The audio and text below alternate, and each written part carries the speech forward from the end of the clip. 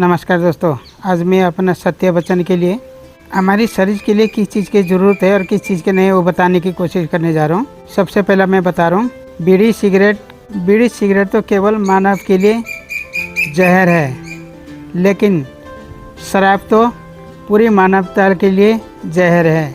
नदी, तालाब और समुद्र में डूबकर अब तक जितने लोग नहीं मरे होंगे, उससे भी कहीं ज़्यादा लोग शराब के छोटे से प्याले में डूबकर मर चुके हैं। इस अंगूर की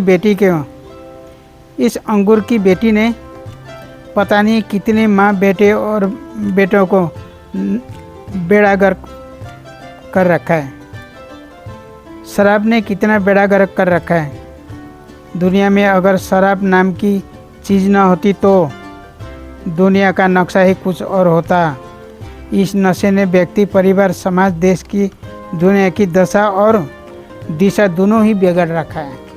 अगर इस शराब नहीं होता तो कितना खुश रहते परिवार। किसी घर में किसी परिवार का जो पति है तो बेटा है, कितने शराब पीकर परेशान करते हैं, सब खुश रहते। बस मेरा कहने का मतलब यही था।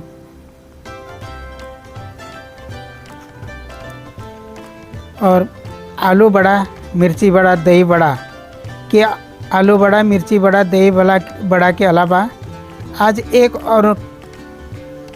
और बड़ा का नाम समझ में आ रहा है और वो है मैं बड़ा। आप समझ रहे हो ना दोस्तों, मैं बड़ा। गृहस्थ कहता है मैं बड़ा, साधु कहता है मैं बड़ा। मेरा कहना कि न गृहस्थी बड़ा है और न साधु बड़ा, बल्कि जो इसमें पड़ा, इस लफड़े में जो दूर खड़ा है सबसे बड़ा वही है। वो कहता है मैं बड़ा, वो बड़ा, सबसे दूर खड़ा है वही बड़ा है। गृहस्थी और साधु दोनों अधूरे हैं, क्योंकि दोनों एक दूसरे पर निर्भर हैं। 23 घंटे गृहस्थ को साधु की ज़रूरत पड़ती है तो 1 घंटे साधु को भी आहार, अनाज, खाना, भोजन के लिए गृहस्थी की जरूरत पड़ती है। वास्तव, स्वभाव और मुनि धर्म रथ के 2 पहियों है और कोई भी रथ 1 पहियों से नहीं चलता। हमेशा 2 पहिया जरूर होना चाहिए। कहते हैं ना, एक हाथ से ताली नहीं बजती है, दोनों हाथ से बजती है। इसी तरह रथ भी 2 चक्के से चलती है, 1 चक्के से नहीं चल पाएगा। और हिंदू और मुसलमान इस देश की 2 आँखें हैं और ये दोनों कौम खूब प्यार और मोहब्बत के साथ सदियों से कंधे से कंधा और कदम से कदम मिलाकर रहती आ रही है। संपादक के इस देश का मिजाज में नहीं है, हो कभी कैसे और हो भी कैसे। ज़रा गैर फरमाइए कि जब आप रामजन लिखते हैं तो राम से शुरुआत कहते हैं, और जब आप दिवाली लिखते हैं तो अली से समाप्त होता है।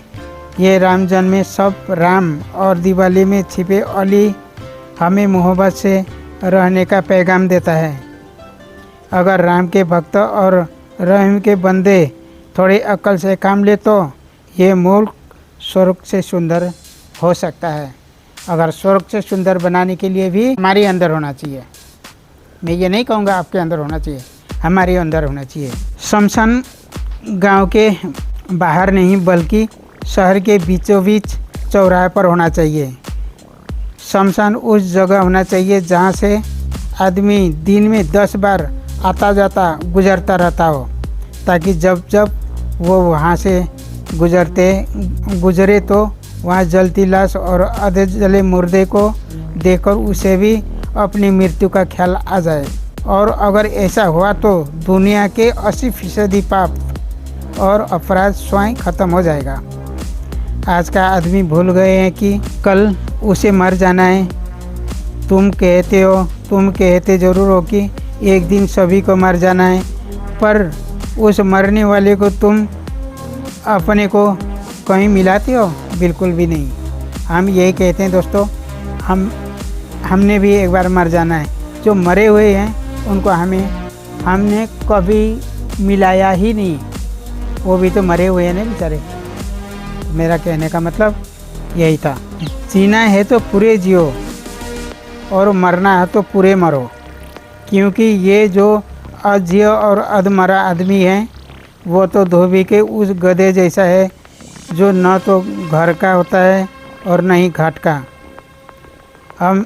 हम में से कोई लोग दिन में काम के वक्त उगाते सोते हैं और रात में जब आराम का समय होता है तब तरह तरह की अधेर बुन में रहते हैं। मैं पूछता हूँ क्या यह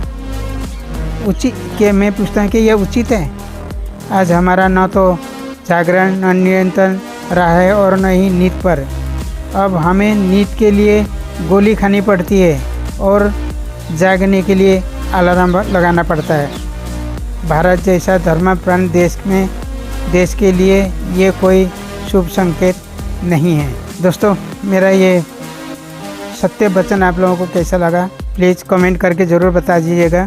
थैंक यू।